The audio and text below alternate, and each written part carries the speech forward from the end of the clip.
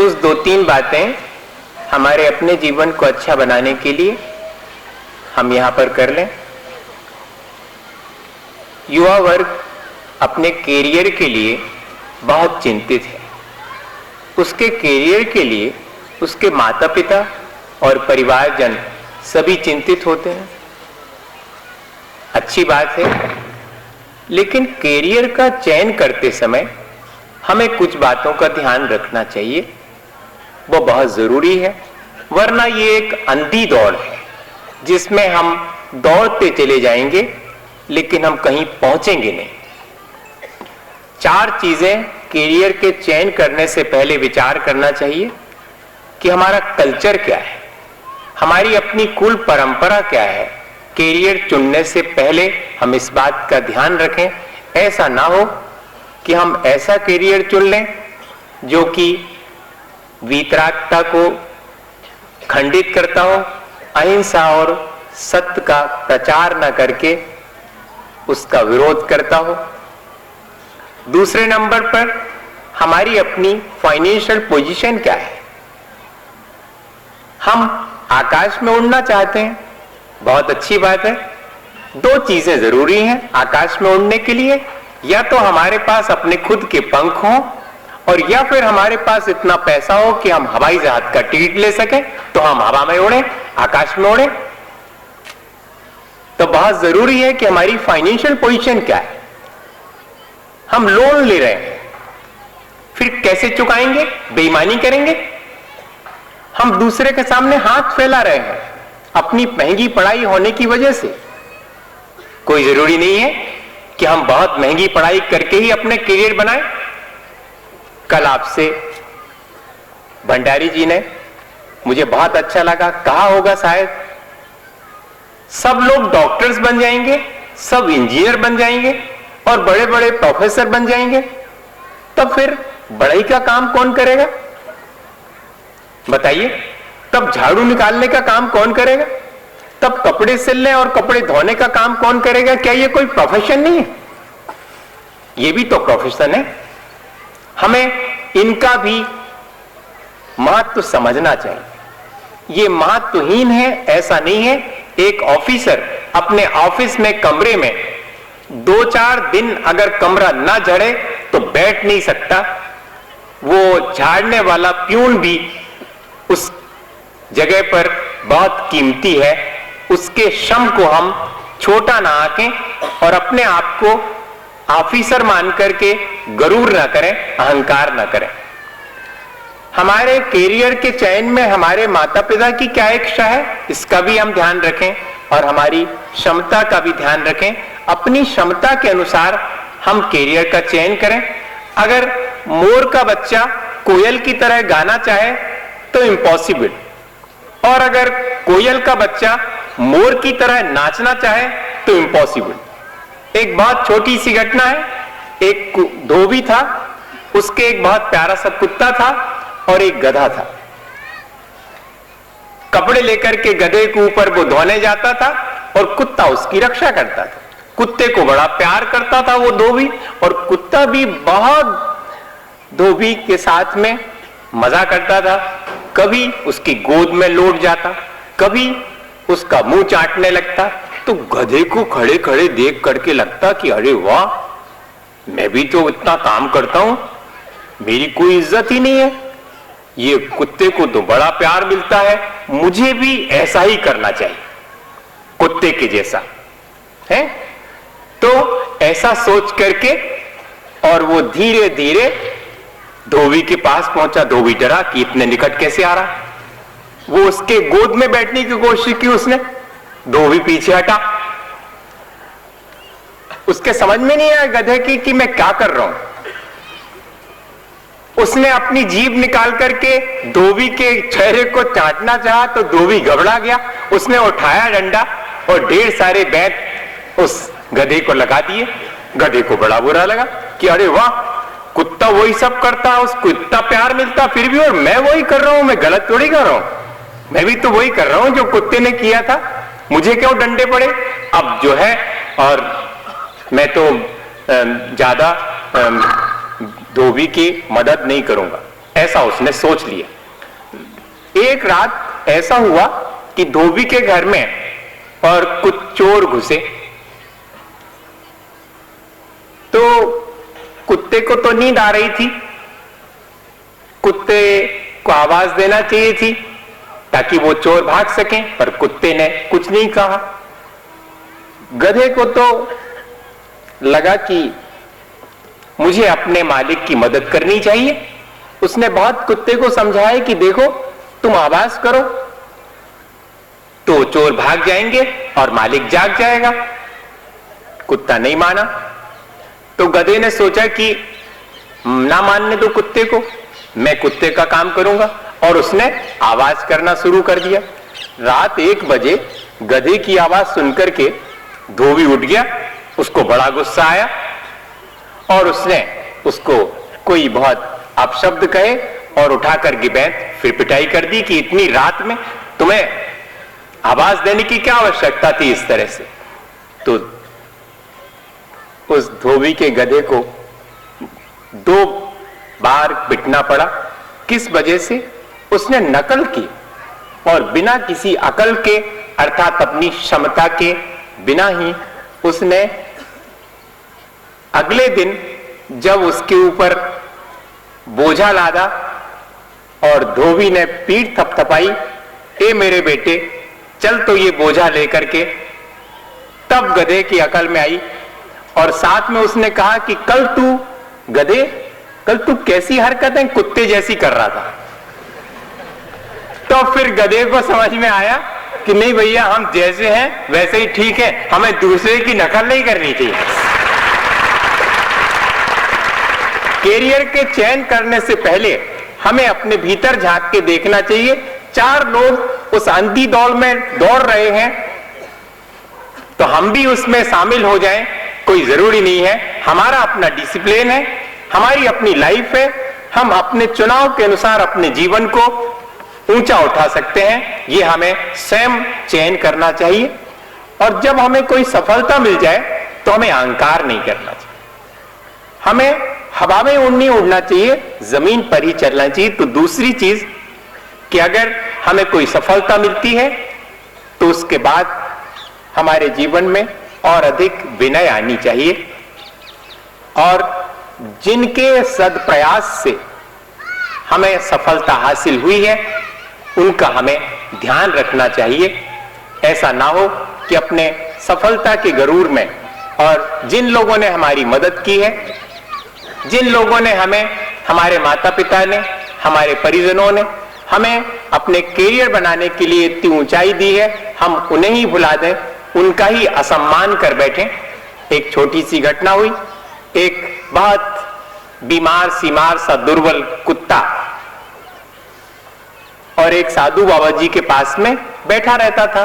बाबा जी भी कुछ नहीं करते थे आश्रम में कि ठीक है भाई बैठा है, बैठा रहने दो। एक बार ऐसा हुआ कि उस कुत्ते को बैठा हुआ था आश्रम में, तो एक बड़ा खूंखार सा कुत्ता परेशान करने लगा। तो बड़ा दीनहीन बाबा जी से बोला कि बाबा जी मेरी मदद करो। बाबा जी ने उस कुत्ते को उससे भी ज्यादा खूंखार कुत्ता बना दिया जिससे कि वो जीत सके। अब एक दिन ऐसा हुआ कि दरवाजे पर बैठा था और अचानक देखा उसने कि एक चीता आ रहा है। वो भाग करके बाबा जी के पीछे छुप गया कि ये चीता तो मुझे परेशान करेगा। तो बाबा जी ने उसे झट से सिंह बना दिया। कहानी है भैया, बना बना ऐसे नहीं बना सकता कोई, बना दिया। तो अब वो बलशाली हो गया और बलशाली होने से उसको अहंकार आ गया। पहले वो बहुत सात्विक प्रवृत्ति से अपना जीवन जीता था, अब बहुत तामसिक और राजसिक प्रवृत्ति, मांसाहार इत्यादि उसके जीवन में आ गए। बहुत खूंखार हो जाने की वजह से, जंगल का अपने आप को सर्वश्रेष्ठ प्राणी समझने की वजह से वो छोटे मोटे प्राणियों की इज्जत ही नहीं करता, उन्हें जब चाहे शिकार कर देता, मार देता, परेशान कर देता। सारे जंगल के जानवर परेशान रहने लगे। बाबा जी भी थोड़ा सा देख करके दुखी हो कि देखो मैंने इसको सिंह बना दिया और ये इस तरह अपनी प्रवृत्ति करने लगा। थोड़ी सी सफलता पाकर के एक दिन ऐसा हुआ कि सिंह से भी बलशाली, जिसको ऑक्टोपस कहते हैं, अष्टापद, वो सामने आ गया। तो ये डर गया सिंह भी, फिर बाबा जी के पीछे छुप गया। बाबा जी ने उस अष्टापद से भी ज्यादा शक्तिशाली बना दिया। अब तो वो अपने आप को और अधिक शक्तिशाली समझने लगा, जंगल का राजा हो गया वो, और ज्यादा उसने परेशान करना शुरू कर दिया। एक दिन जब उसे शिकार नहीं मिला, बहुत भूख लगी थी, उसे इतना अधिक अभिमान आया कि अब तो मैं सबसे श्रेष्ठ हूं और मेरी अपनी भूख मिटाने के लिए और कुछ भी नहीं है तो बाबा जी तो हैं। और ऐसा विचार जैसे ही उसके मन में आया और बाबा जी की तरफ बढ़ा, बाबा जी समझ गए कि अब ये मेरे ऊपर आक्रमण करेगा। बाबा जी ने अपनी विद्या से उसे ज्यों का त्यों वही मरियल सा कुत्ता बना दिया और अब वो कुत्ता बाबा जी के पैर चाट रहा है, खुशामद कर रहा है। बाबा जी समझ गए कि अब तो ये मेरी सेवा स्वार्थपूर्ण ढंग से कर रहा है, विनयशील होकर के नहीं कर रहा है। तो धीरे से उसे आश्रम से बाहर कर दिया। आप इस छोटी सी घटना से क्या प्रेरणा लेंगे कि हम इतने ऊंचाई तक जिन सब की मदद से पहुंचे हैं उन्हें इग्नोर ना करें, उन्हें अनदेखा ना करें, उनकी भी विनय करें और जितनी सफलता मिलती जाए हम और झुकते चले जाएं, हम विनयवान होते चले जाएं। और आखिरी चीज कि हम कहीं भी रहें, किसी भी स्थिति में रहें, हम अपनी ईमानदारी को अपने भीतर बनाए रखें।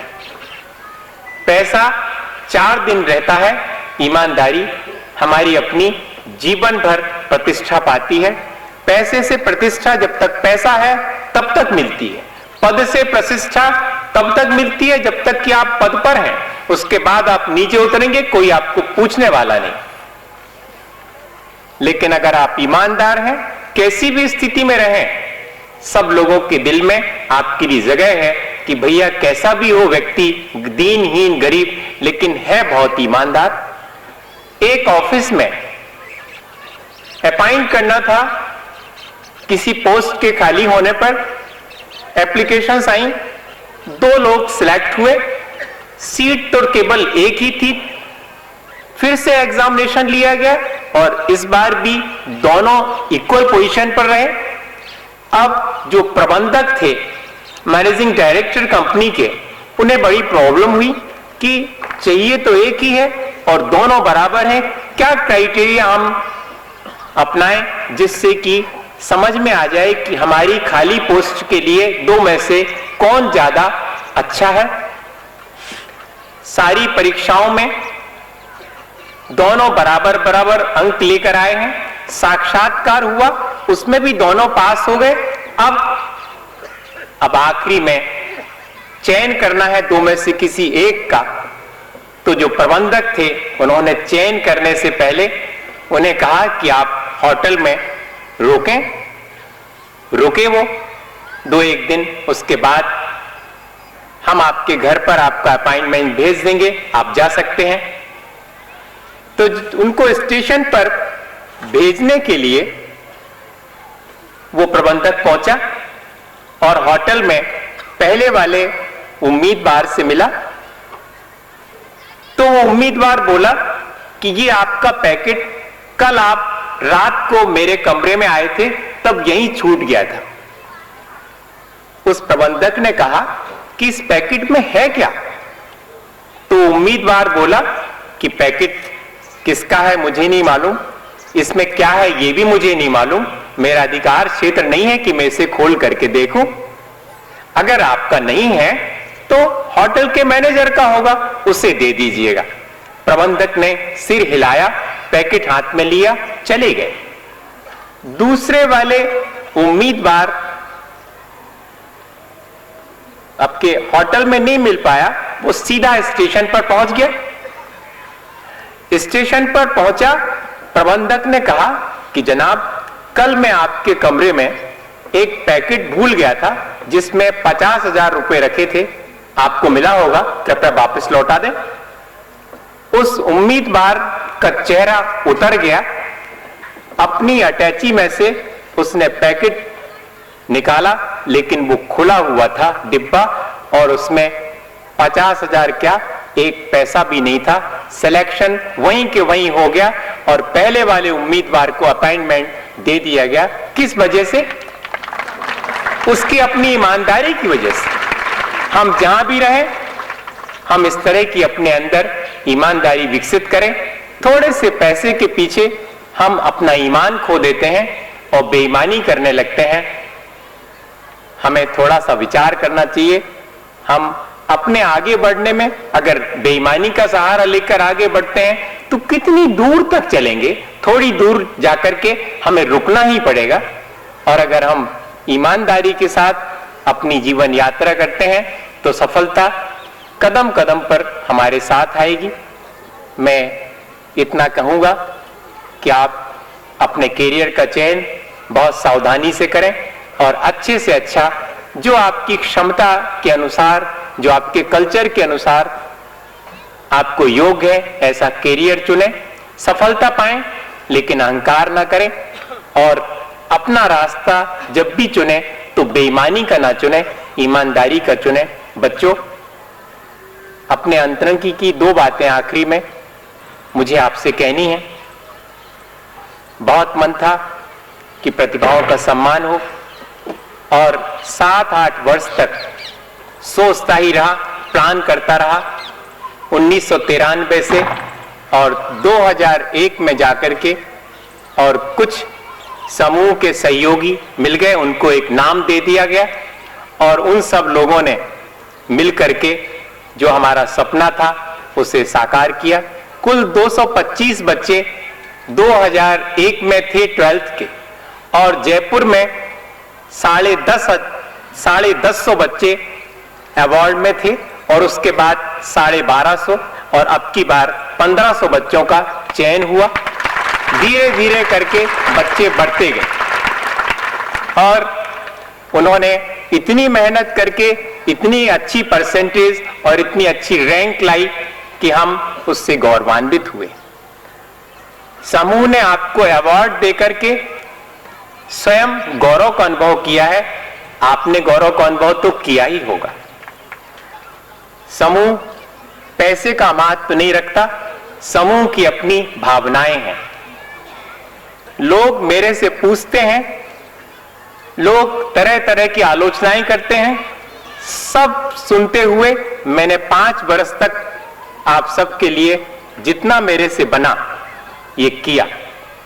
आगे किस तरह का समूह निर्णय लेता है, तमाम आलोचनाओं और विषमताओं के बीच ये उसका निर्णय है।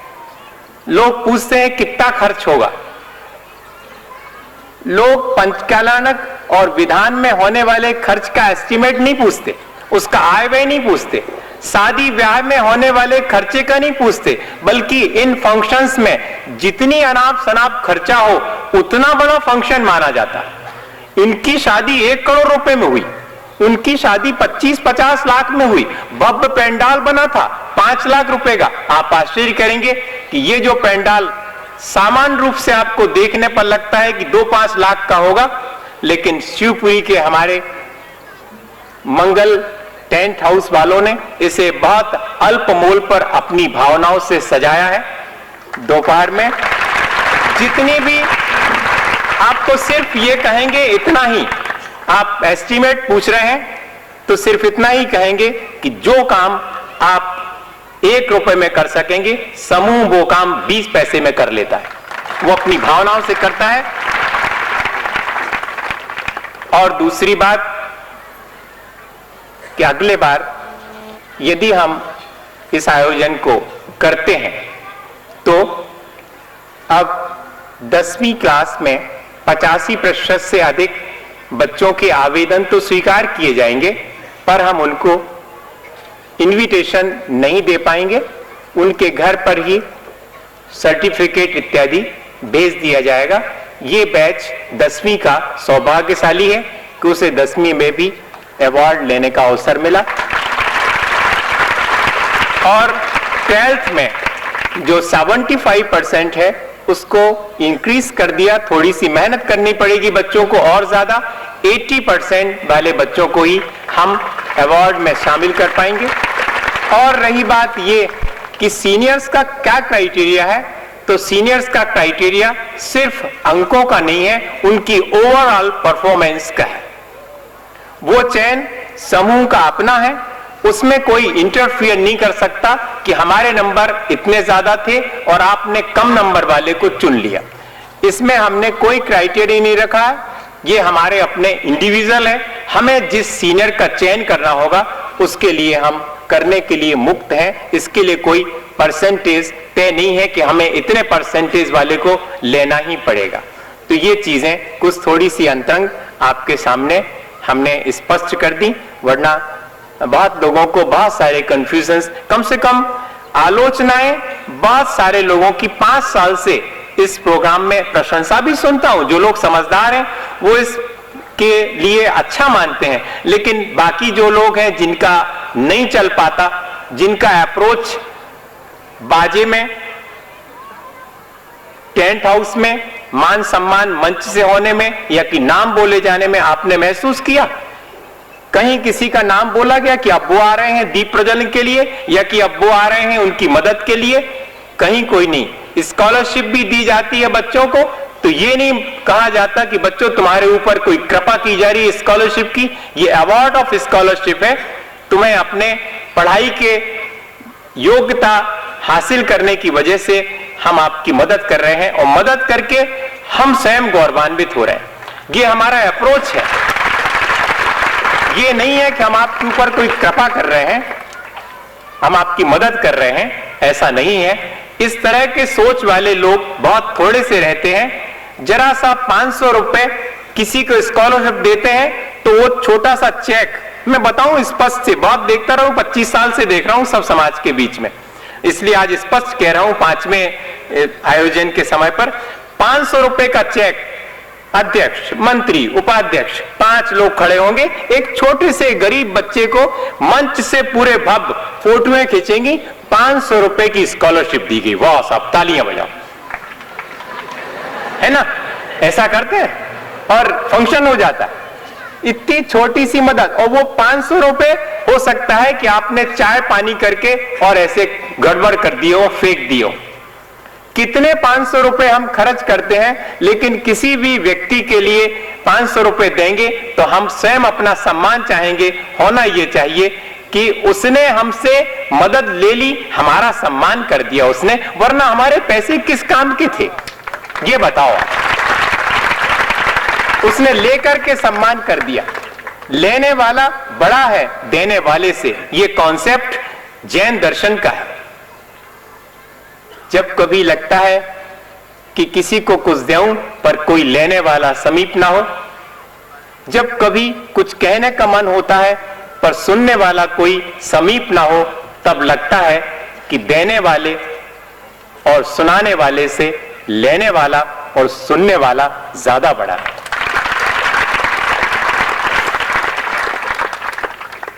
अब अपन को दोपहर में भी बहुत जल्दी से काम करना है, तो मैं अपनी बहुत अनौपचारिक बात आपसे कर रहा था। प्रवचन तो मैं करता बहुत कम हूं, प्रवचन में जानते नहीं, भगवान करते प्रवचन। हम तो आपसे बात कर रहे थे, हमने बात करी और बहुत अनौपचारिक ढंग से, और आप अपने जीवन में इन सब चीजों को, अगर आपको अच्छा लगे, मेरे विचार मैंने आपके ऊपर थोपे नहीं है, आपके अपने लाइफ का डिसिप्लिन आपका स्वयं का है। मैं कौन होता हूं जो आपके लाइफ का डिसिप्लिन बनाऊं? आप अपना स्वयं निर्णय करें कि मुझे अपना जीवन कैसे जीना, मुझे कैसे ऊंचाई तक पहुंचना है, दूसरे को हटा करके अपना रास्ता बनाना है या कि स्वयं हट करके दूसरे को भी रास्ता देने की कोशिश करनी है। आपका अप्रोच क्या है, आपका एटीट्यूड क्या है? हम अपने सोच को बदलें और अच्छा सोच रख करके अपने जीवन का कल्याण करें और बहुत अच्छे और बहुत ऊंचे बने। इसी भावना के साथ आचार्य गुरुवर।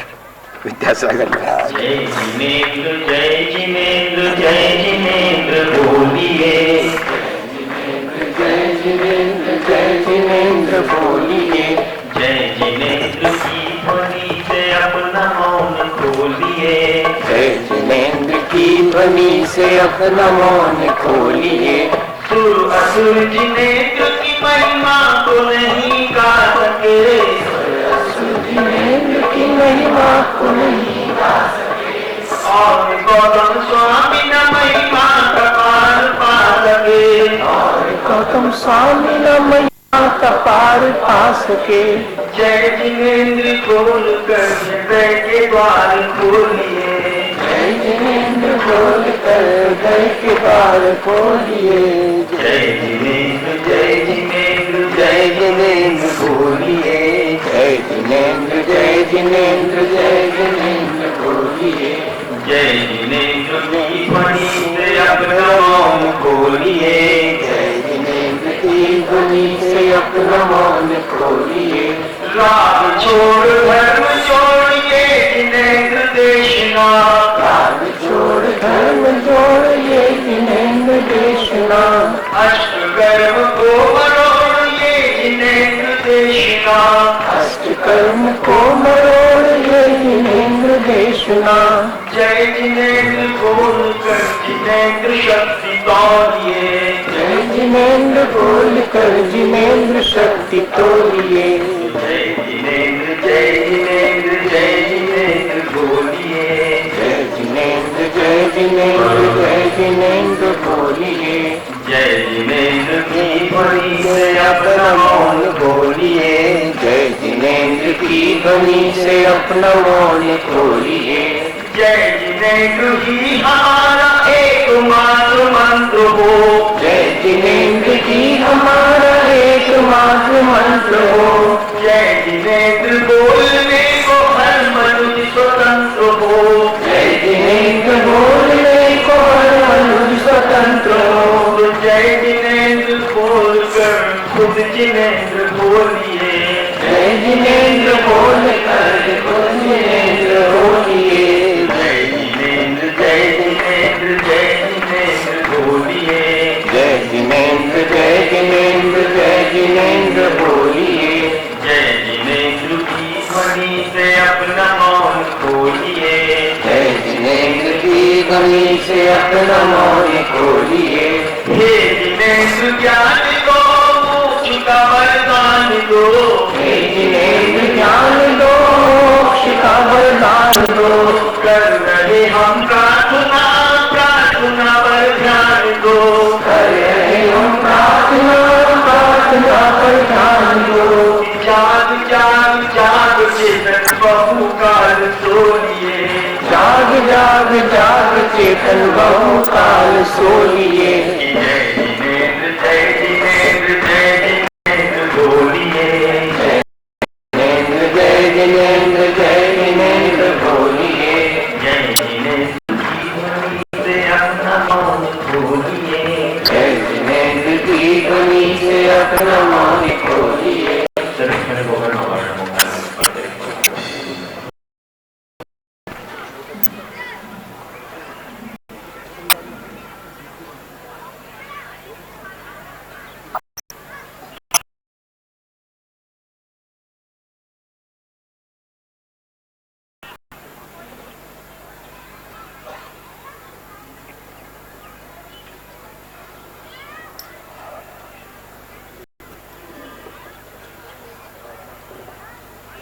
सभी से आग्रह है 1 बजे से प्रारंभ होने वाले इस अवार्ड समारोह से पहले ही अरे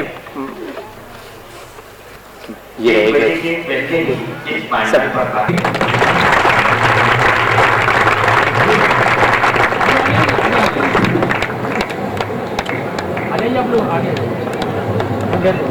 मैं जिन अवार्डी के नाम यहाँ से पुकार रहा हूँ, वे कृपया अपना नाम सुन करके हमारे पास से प्रेस कोड अवश्य उनसे प्राप्त करें।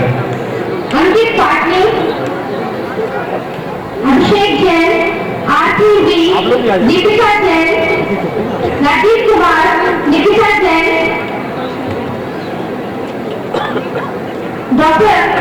Sarah Jain, Teddy Jain,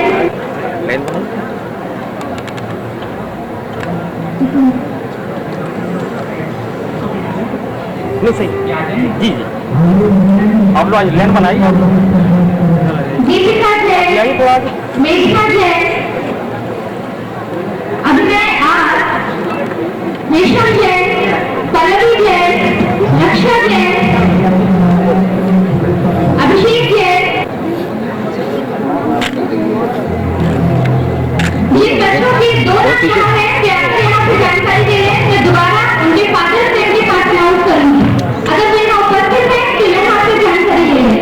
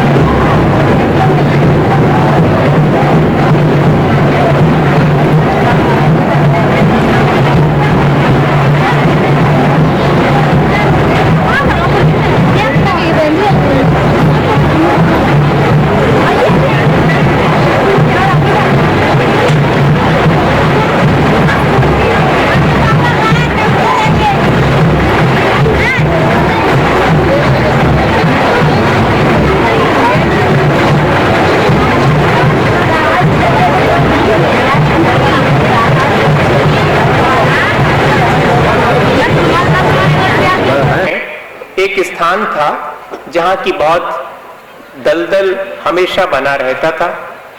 एक दिन उस दलदल में एक व्यक्ति फंस गया।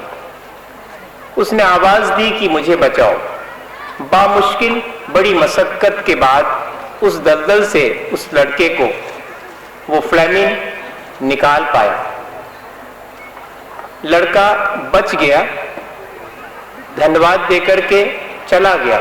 फ्लेमिंग अपने खेत पर काम करने चला गया। लेकिन दूसरे दिन एक संभ्रांत व्यक्ति बहुत आलीशान कार में उसके दरवाजे के सामने रुका और उसने कहा कि आप ही हैं जिन्होंने मेरे बच्चे को बचाया। फ्लेमिंग ने कहा वो मेरा कर्तव्य था, तो उस व्यक्ति ने कहा कि आपने इतना बड़ा उपकार किया, हम आपके लिए क्या कर सकते हैं। हम ये कोई सौदा नहीं कर रहे हैं, हमारी अपनी भावनाएं आपके सामने व्यक्त कर रहे हैं। उतनी ही देर में फ्लेमिंग के बाजू में आकर के उसका लड़का खड़ा हो गया। उस लड़के को देखकर वो संभ्रांत व्यक्ति बोला कि यह तुम्हारा बेटा है। तो फ्लेमिंग ने कहा कि हाँ। उस संभ्रांत व्यक्ति ने कहा, मैं तुम्हारे इस बेटे की पढ़ाई की जिम्मेदारी लेता हूं, मुझे तुम स्वीकृति दो। फ्लेमिंग ने कहा कि ठीक। वो लड़के को पढ़ाने लगा। बहुत होशियार था वो लड़का। लंदन में जाकर के उसने डॉक्टरी की और उसका नाम उसने रोशन कर दिया। अपन सब जानते हैं पेनिसिलिन की खोज करने वाले अलेक्जेंडर फ्लेमिंग को। ये उनके जीवन की घटना है।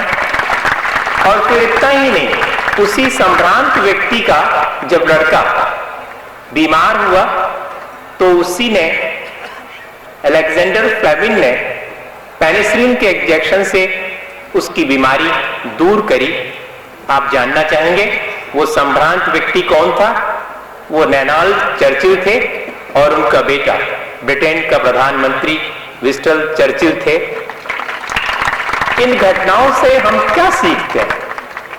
इन घटनाओं से हम यही सीखते हैं कि हमें अपना स्वार्थ छोड़ करके अपनी शिक्षा के द्वारा, अपने ज्ञान के द्वारा जितना हो सके दूसरे के लिए मदद करने का भाव अपने जीवन में रखना चाहिए।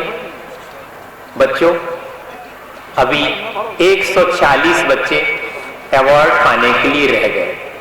मुझे अच्छा तो नहीं लग रहा, क्योंकि ये तो सब आप ही के लिए किया था, लेकिन मेरी अपनी सीमाएं हैं। मुझे अपने स्थान पर दिन दिन में पहुंचना है।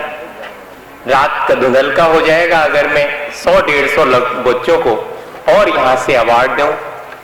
तो मैंने पहले ही सोच लिया था, पर बच्चे विकल्प ना करें। मैं अभी कमरे पर पहुंचता हूं और अपने हाथ से उनके लिए अवार्ड दूंगा।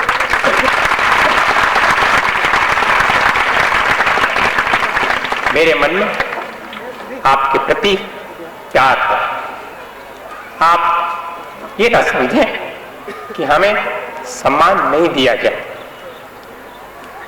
मुझे इस बार पहली बार ऐसा निर्णय लेना पड़ा, क्योंकि समय 20 दिन अपन ने फंक्शन का बढ़ा लिया, तो अब रात्रि अपेक्षाकृत जल्दी घिर जाती है। तो ऐसा निर्णय हमें लेना पड़ा। आप इसके लिए अन्यथा न सोचें। जो भी आयोजन में अच्छाइयाँ थीं उनको आप हमारे श्री गुरु आचार्य विद्यासागर जी महाराज का आशीर्वाद माने। और अगर कोई समूह की तरफ से या मेरी अपनी किसी भूल चूक से किसी की अवज्ञा हुई हो या किसी के सम्मान को ठेस पहुंची हो, तो आप हमें सबको क्षमा करें और अपने जीवन में हमेशा सीखें कि रिफरेंस ऑफ लाइफ मेरे जीवन से दूसरे के जीवन का असम्मान न हो जाए, उसका भी सम्मान हो। जितनी हमारी शक्ति है हम यथाशक्ति दूसरे के सम्मान की हमेशा चिंता रखें। इन्हीं भावनाओं के साथ मैं अब आज के कार्यक्रम का समापन करता हूं।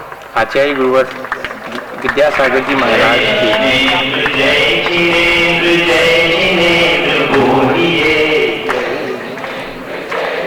आज नहीं, कल, आज तो बहुत टाइम तो जय जिनेंद्र जय जिनेंद्र जय जिनेंद्र बोलिए।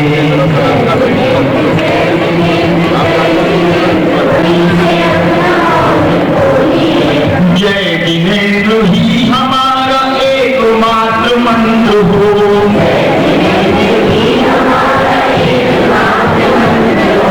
जय जिनेंद्र बोलने को हर मनुष्य स्वतंत्र हो। जय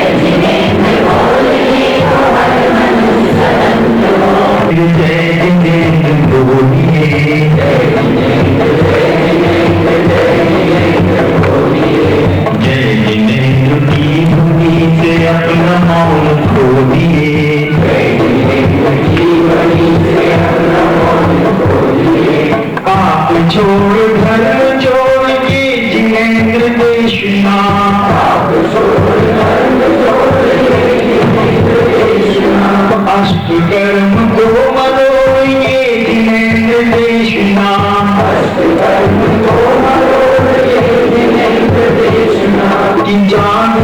जा मुझे बापू का सोनिए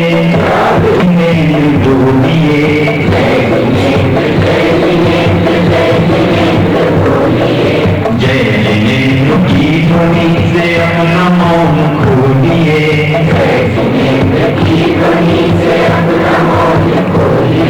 ये जिनेन्द्र ज्ञान दो प्रार्थना प्रार्थना पर ध्यान दो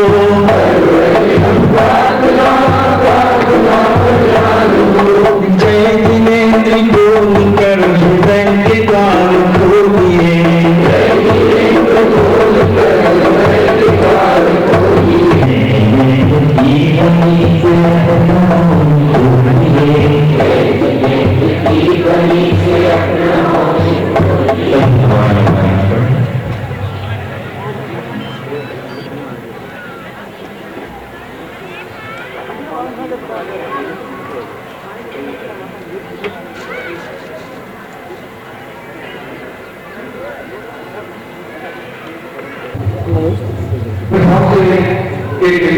और कहिए कोई टोपी के लिए अगर बॉक्स बनाना है तो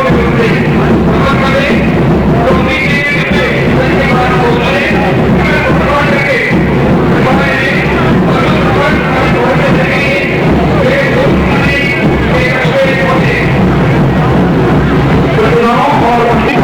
ताकि आप उसे व्यवस्थित रूप से शांति हमको आप कर सके। जिन प्रतिभागियों को प्रतिभाशाली छात्र छात्राओं को अवार्ड नहीं मिल सका है वो कुछ श्री के पीछे पीछे ही चले और कक्ष में व्यवस्था की है। मंदिर परिसर में ही